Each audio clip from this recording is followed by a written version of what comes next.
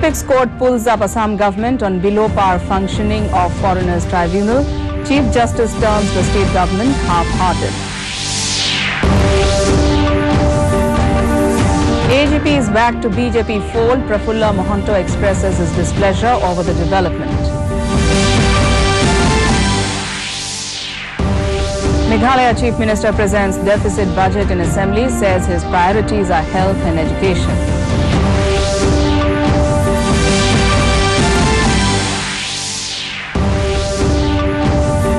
Officials with 6 months of tenure left are eligible to take over as Director General of Police, ruled Supreme Court. And Australia set a victory target of 273 runs for India in the final decider, one-day match being played in New Delhi.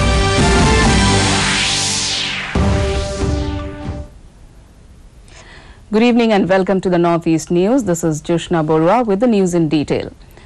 The Supreme Court today slammed the Assam government over inadequacies in the functioning of the Foreigners Tribunal and sought details on it by March 27.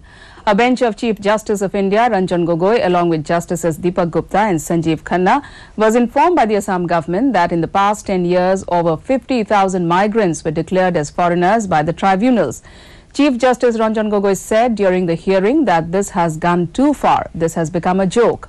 How seriously Assam is considering this matter is quite evident from the absence of any officer to brief the court in the matter.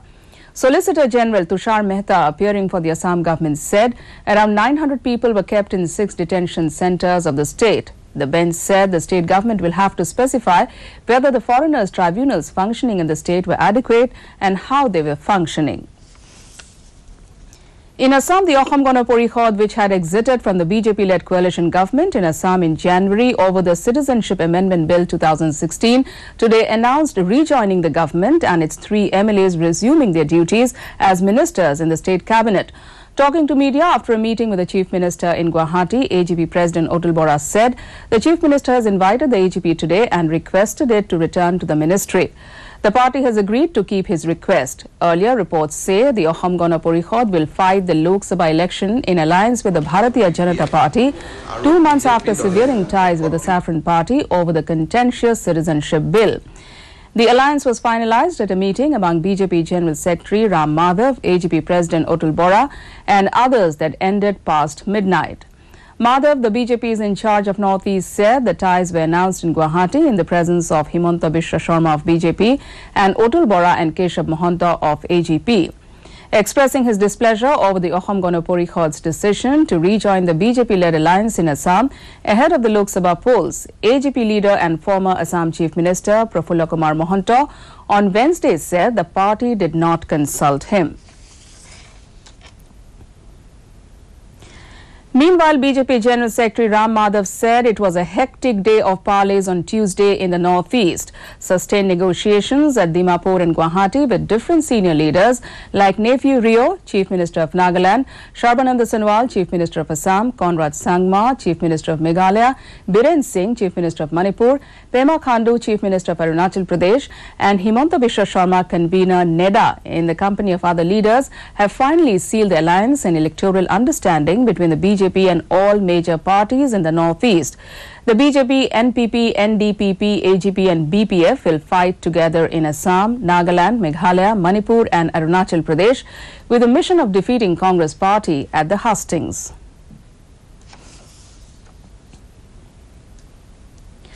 On the other hand, reacting to the AGP-BJP decision to renew their ties, the Assam Pradesh Congress Committee today said the regional party has taken the people for a ride to serve its narrow political interest. Talking to the media in Guwahati, party spokesman Joynath Horma said the AGP has struck an electoral alliance with the BJP despite the Saffron Party chief Amit Shah declaring that it will bring back the Citizenship Amendment Bill if it returns to power at the centre. In Meghalaya, Chief Minister Conrad Sangma, who also holds the finance portfolio, presented a deficit budget of 1,323 crore rupees in the Assembly on Tuesday for the fiscal year 2019-20, which is about 3.65% of the gross state domestic product, according to the budget estimates for 2019-20, excluding borrowings. The total receipts stood at 14,463 crore rupees. The total expenditure, excluding repayment of loans, is estimated at 15,786 crore rupees, leaving a deficit of 1,323 crore rupees. According to Sangma, revenue collection in the state is expected to increase during 2019-20. It is estimated that sums of 2,090 crore rupees and 601 crore rupees will be generated as tax and non-tax revenue respectively. Attributing highest priority towards development of health and education sectors, Sangma said the government has increased the budget allocation of the education sector by 17% and that of the health department by 21% over the previous year. Vice President Venkaiah Naidu has said India needs to be knowledge-centric and technologically driven to play an increasing role in global economy. He was addressing a function at a private engineering college in Chennai today. Naidu said India should promote the culture of innovation and technology-based entrepreneurship to seize the current opportunities in the world. He said India has a tremendous demographic dividend that is waiting to be realized. Naidu called for converting India's huge human capital into a force multiplier for the national economy by technologically empowering the youth.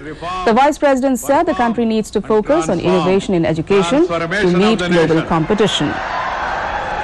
This is the transformation he wanted in the nation, because we are a country moving forward. The entire world is looking to India.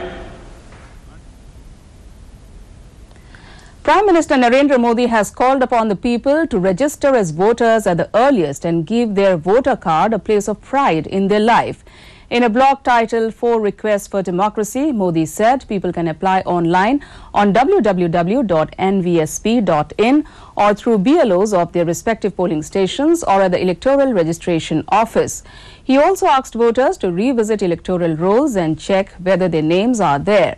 He requested people to encourage their families, friends and colleagues to vote. He called for motivating them and, if need be, to force them to venture out and exercise their franchise on the polling day. Modi said 2019 elections are special because for the first time those born in the 21st century will be able to cast their votes. He hoped that all eligible youngsters who have not registered to vote will do so and enrich the democracy by voting. In Nagaland, Deputy Commissioner and District Electoral Officer Mon Thawasilan K today organized an orientation meeting and workshop for political parties and civil societies on Model Code of Conduct, election expenditure monitoring, information technology application and overview of the electoral process at Mon. Chairing the meeting, Thawasilan demonstrated how the C-Vigil VVPAT and EVMs operate. The objective behind the meeting was to disseminate information and create awareness on various electoral processes for the upcoming Lok Sabha election 2019. In news from Tripura, BJP General Secretary Ram Madhav arrived in the state today to hold a crucial meeting ahead of the Lok Sabha election. He inaugurated an organizational meeting at Rabindra Shatavarshiki Bhavan. Chief Minister Biplab Kumar Deb, Deputy Chief Minister Jishnu Debarma and other senior leaders attended the meeting. He is scheduled to hold talks with the Indigenous People's Front of Tripura, IPFT, the coalition partner of the BJP in the state, which has recently announced it will go it alone in the Lok Sabha election if it does not get a seat to contest. Speaking to media, Madhav said the BJP will win more than 20 seats out of 25 in Northeast along with NEDA partners. The Supreme Court has clarified its last year order on police reforms. The court today said officers having a minimum of 6 months tenure left in service can be considered for the post of Director General of Police.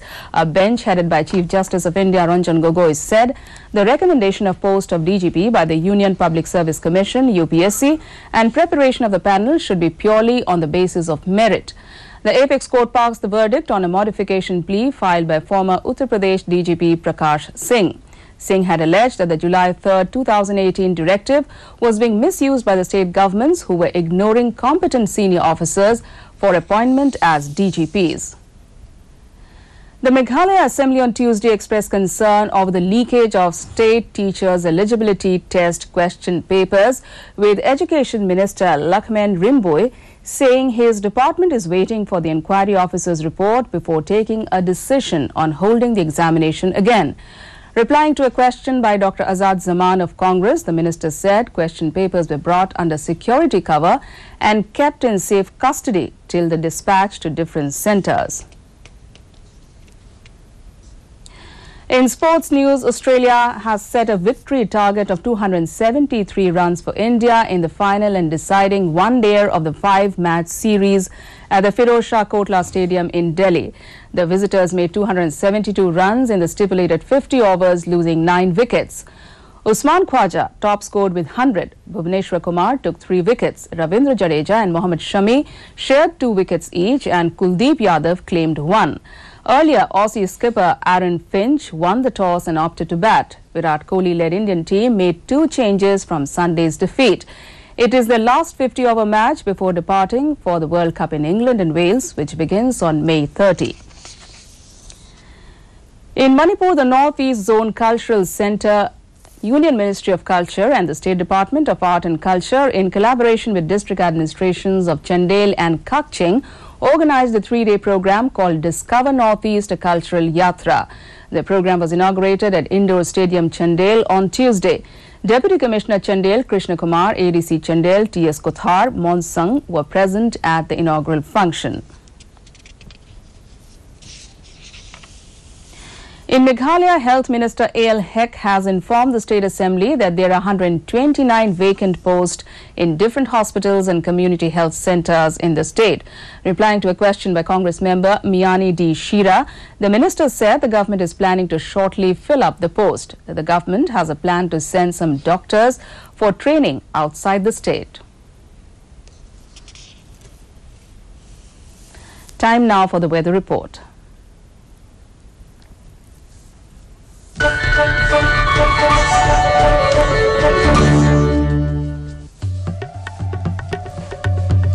Satellite imagery of the northeast shows that weather will be mainly dry of the region with isolated rain over Arunachal, Assam and Meghalaya during the next 24 hours.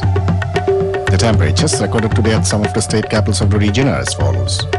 Guwahati recorded a maximum of 32.4 degrees Celsius, a minimum of 17.4 degrees Celsius. Itanagar 29 and 17.6. Kohima 22.6 and 10.5.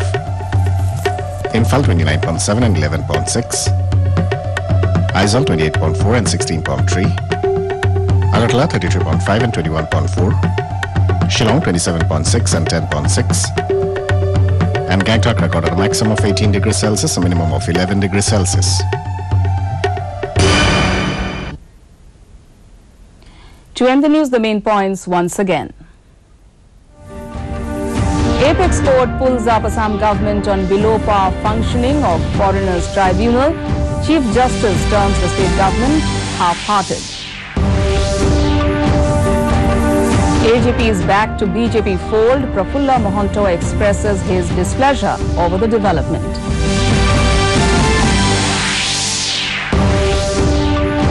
Meghalaya Chief Minister presents deficit budget in Assembly, says his priorities are health and education.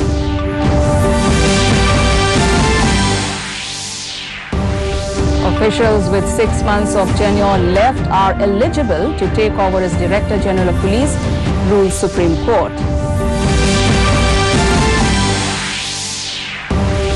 And Australia set a victory target of 273 runs for India in the final decider one-day match being played in New Delhi. And that's all in this bulletin. Thanks for watching. Namaskar.